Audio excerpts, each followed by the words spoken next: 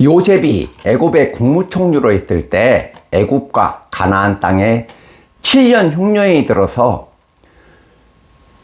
75명의 아브라함의 후손은 흉년을 피해 애굽으로 피난을 갔습니다. 애굽으로 피난을 간 아브라함의 후손은 400여 년 후 장정만 60만 명이 넘는 큰 민족으로 번성했습니다. 애굽 왕이 크게 번성한 이스라엘 민족을 압제하고 탄압하자 이스라엘 민족은 그들을 하나님께 구원해달라고 기도했습니다. 하나님은 모세를 통해 애굽 압제에서 구원하셔서 가나안 땅으로 돌아가게 하셨습니다. 모세의 인도로 애굽에서 탈출한 이스라엘 민족이 홍해 바다 앞에 잠시 쉬고 있을 때 애굽 군대가 추격해 왔습니다. 그러나 이스라엘 민족은 하나님 은혜로 홍해 바다를 건너 가나안 땅으로 돌아갔습니다. 오늘은 홍해를 건넌 이스라엘이란 제목으로 말씀을 강론하겠습니다. 성경 출애굽기 14장 말씀입니다. 첫째, 인생에서 고난과 위기의 홍해 바다를 만나면 하나님 믿고 기도해야 합니다. 이스라엘 민족은 애굽의 압제와 탄압에서 구원받아 가나안 땅으로 돌아가고 있습니다.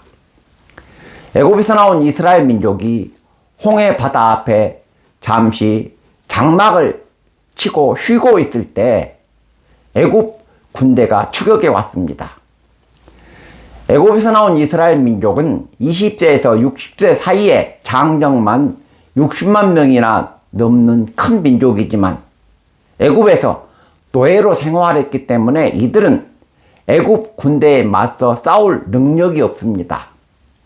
앞에는 홍해바다요, 뒤에는 애굽 군대의 추격이라는 절박한 상황을 맞이하자 이스라엘 민족은 모세에게 애굽에 매장지가 없어서 우리를 인도하여 이 광야에서 죽게 하느냐고 불평과 원망을 쏟아냈습니다. 노예의 신분에서 해방되고 자유를 얻었는데 어떻게 모세를 원망할 수 있느냐고 생각하실 분이 계실 것입니다. 그러나 자유가 인간의 모든 문제를 해결해 주지는 않습니다. 그래서 목숨을 걸고 싸워서 어렵게 자유를 쟁취해도 불안하고 위험하다고 느끼면 자유를 제한하고 자유를 포기하는 것입니다. 자유보다 생명과 생존의 문제가 더 중요하기 때문입니다.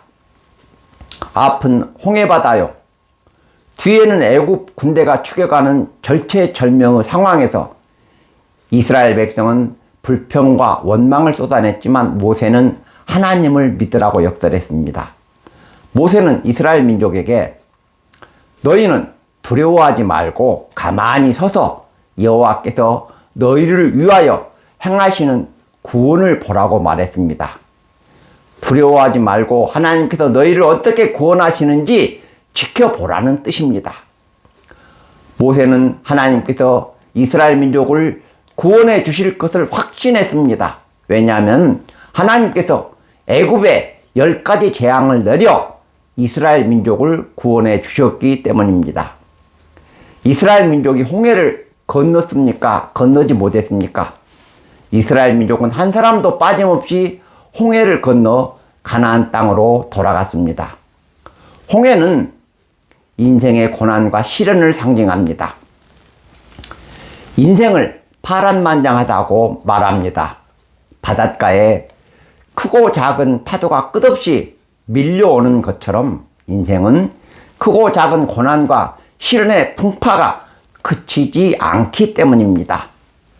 왕과 대통령으로부터 대기업의 회장까지 고난과 시련이 없는 인생은 없습니다.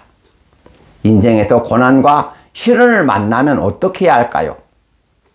하나님 믿고 기도해야 합니다. 인생에서 고난과 시련의 홍해 바다를 만나면 하나님 믿고 기도해야 승리한다는 것을 기억하시기 바랍니다. 둘째, 강하고 담대한 믿음으로 최선을 다해 노력해야 신앙과 인생에 승리합니다. 성경에서 애굽은 세상을 상징하고 광야 40년은 인간의 한평생을 상징하며 홍해는 인생의 고난과 시련과 위기를 상징하고 요단강은 죽음을 상징하며 가나안 땅은 천국을 상징합니다.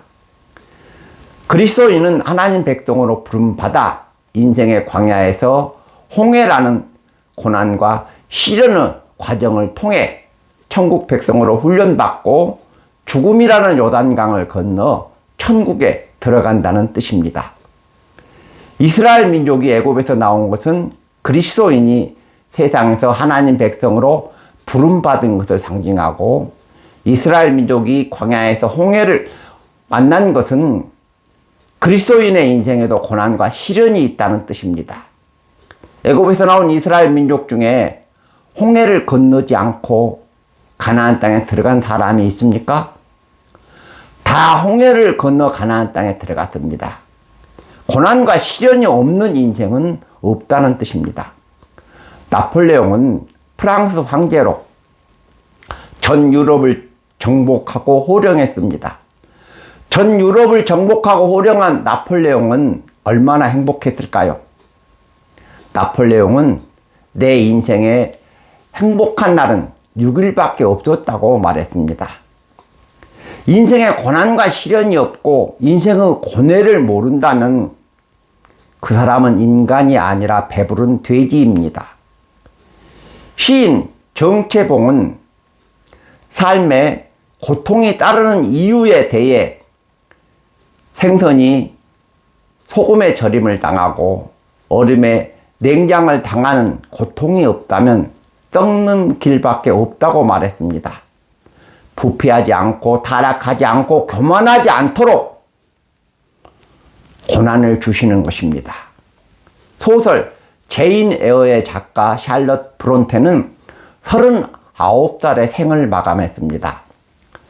브론테는 인생이란 시에서 인생은 현자들 말처럼 어두운 꿈만은 아닙니다. 때로 아침에 조금 내린 비가 화창한 날을 예고하기도 하거든요. 어떤 때는 어두운 구름이 끼지만 금방 다 지나갑니다. 소나기가 와서 장미가 피어난다면 소나기 내리는 걸 왜 슬퍼할까요? 라고 말했습니다. 인생에서 매사에 비관적으로 보고 부정적으로 생각하면 행복할 수 없고 인생에 성공할 수 없습니다. 인생을 세옹지마라고 합니다. 인생은 길과 흉, 화와 복이 늘 바뀌고 변하기 때문에 낙심하지 말라는 뜻입니다. 인생에는 모든 것을 포기하고 싶은 절망적인 순간도 있지만 그러나 우리가 절망하고 포기하는 것은 대부분 불가능해서가 아니라 불가능하고 안 될 것이라는 실패에 대한 두려움 때문입니다. 메시아라는 불후의 명곡을 작곡한 독일의 음악가 핸델은 1737년 어느 봄날 침대에 쓰러진 채 하인에게 발견됐습니다. 의사를 부르고 응급처치를 했지만 핸델의 오른쪽 몸은 전혀 반응을 하지 않았습니다. 의사는 핸델에게 뇌졸중입니다. 기적이 일어나지 않는다면 더 이상 작곡은 불가능합니다. 라고 말했습니다. 그러나 핸델은 반드시 병마를 이기고 말겠다는 강한 의지를 다짐했습니다. 핸델은 의사의 권유대로 뜨거운 온천으로 가서 온천욕을 시작했습니다. 핸델은 하루에 3시간 이상 온천욕을 하면 위험하다는 의사의 경고를 무시하고 하루에 9시간씩 온천욕을 했습니다. 2주 후 팔이 조금 움직이자 본격적으로 운동을 시작해서 이윽고 몸이 완쾌되었습니다. 핸델이 완쾌되어 온천을 떠나던 날 지나가던 교회에 들어가 오르간 앞에 앉아 건반을 두드렸는데 이 곡이 시공을 초월하여 온 세상 모든 성도에게 감동을 준 핸델의 메시아가 되었습니다. 인생에서 극복하지 못할 고난은 없습니다. 하나님 믿고 기도하고 노력하면 반드시 신앙과 인생에 승리합니다. 그리고 성도의 인생에서 믿음만큼 중요한 것이 성도의 노력입니다. 강하고 담대한 믿음으로 최선의 노력을 다하셔서 신앙과 인생에 승리하시기를 주님의 이름으로 축원합니다. 아멘.